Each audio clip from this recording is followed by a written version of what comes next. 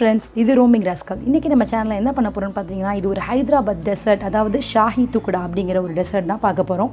இதுக்கு தேவையான பொருட்கள் பால், பிரெட், நெய், மில்க் பவுடர், பால் ஆடை அதாவது மலாய், சுகர், குங்குமப்பூ நான் பாலில் கலந்து வச்சுருக்கேன், நட்ஸ் முந்திரியும் பாதாம் நான் எடுத்துருக்கேன். உங்களுக்கு வேணால் நீங்கள் பிஸ்தா கூட சேர்த்துக்கலாம். ஃபர்ஸ்ட் நம்ம சுகர் சிரப் ரெடி பண்ணிக்கலாம். ஒரு கிளாஸ் வாட்டருக்கு 1 கப் சுகர் எடுத்துக்கோங்க. நீங்கள் எந்த கப்பில் எடுக்கிறீங்களோ அதுவே மெஷர்மெண்ட் வச்சுக்கோங்க. அதுலேயே நம்ம சுகர் போட்டுட்டு சர்க்கரை பாகு தயார் பண்ணுவோம் இல்லையா, அந்த மாதிரி ரெடி பண்ணிக்கலாம்.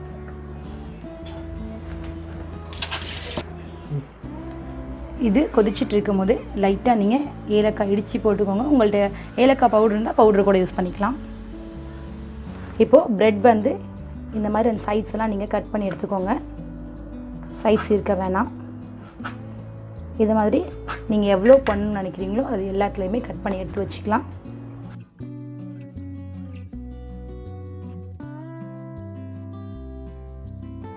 எல்லா ப்ரெட்டையும் நீங்கள் இதை மாதிரி ஷேப்பில் கட் பண்ணி வச்சுக்கோங்க.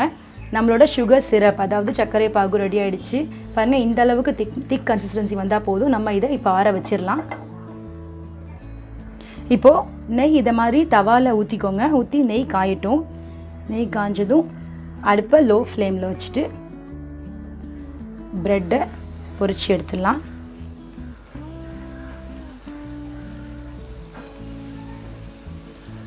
நீங்கள் ப்ரெட்டை கட் பண்ணதோட ஒரு 5 மினிட்ஸ் ப்ரெட்டை வந்து காய வைங்க.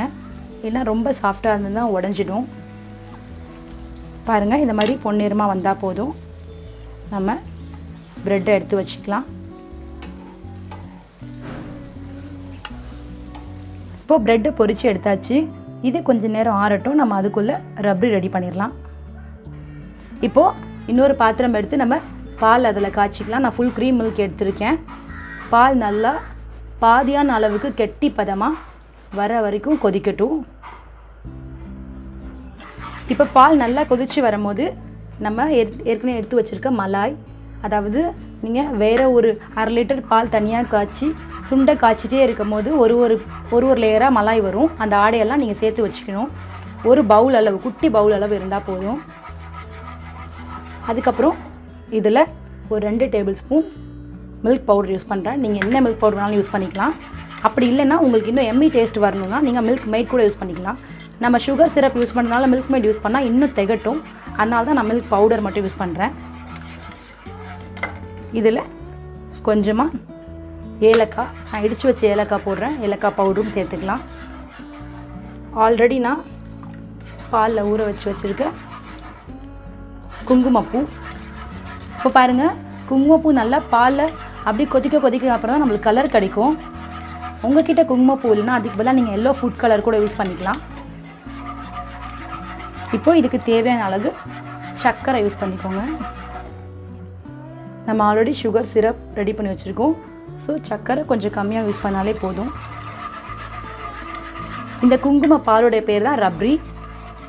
ஸோ இது ரெடி ஆகிட்டு இருக்குது. நல்லா திக்கான பதம் வர வரைக்கும் நம்ம அடுப்பை மிடில் ஃப்ளேமில் வச்சு கொதிக்க விடலாம். நம்மளுடைய ரப்ரி இப்போ ரெடி ஆகிட்டு இருக்கு. இதில் நான் பாருங்கள் கொஞ்சமாக ஒரு ப்ரெட் வந்து மிக்சியில் போட்டு அரைச்சி வச்சுருக்கேன். திக்னஸ்க்காக இந்த ரப்ரியோடு ஆட் பண்ணிவிட்டு நல்லா மிக்ஸ் பண்ணி விடுங்க. கட்டி பதம் வர வரைக்கும் வெயிட் பண்ணலாம். பாருங்கள், நம்மளுடைய குங்குமப்பால் இந்த மாதிரி நல்லா திணிங்கி வந்துடுச்சு. இதோட நீங்கள் கேஸ் அடுப்பு ஆஃப் பண்ணிக்கலாம். இதையும் கொஞ்சம் நேரம் ஆற வைக்கணும். இப்போ நம்ம ஷாஹி துக்குடா எப்படி பண்ணுறதுன்னு பார்க்கலாம். ஃபர்ஸ்ட் ஒரு ப்ரெட் எடுத்து ஜஸ்ட் இந்த மாதிரி நல்லா டிப் பண்ணி மட்டும் எடுத்துக்கோங்க.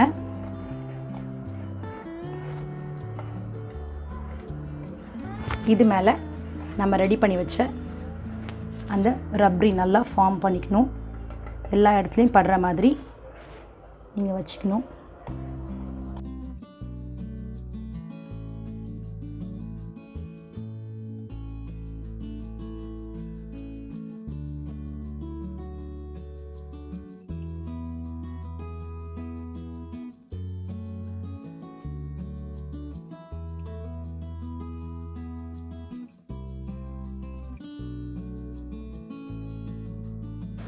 பாருங்கள் ஃப்ரெண்ட்ஸ், இதை மாதிரி ஒரு ப்ரெட்டாக வச்சு ஒரு லேயருக்கும் நம்மளோட ரப்ரி ஃபில் பண்ணி மேலே நட்ஸ் தூவி சுற்றி நம்மளுடைய பிளேட்டில் ரப்ரியோவை ஃபில் பண்ணிவிட்டு ஃப்ரீசரில் வச்சு எம்மியாக சாப்பிட்லாம்.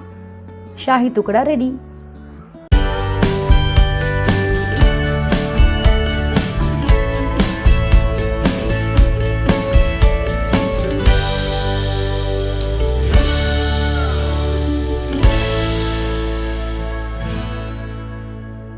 இதே மாதிரி இன்னொரு வீடியோவில் உங்களை வந்து சந்திக்கிறேன்.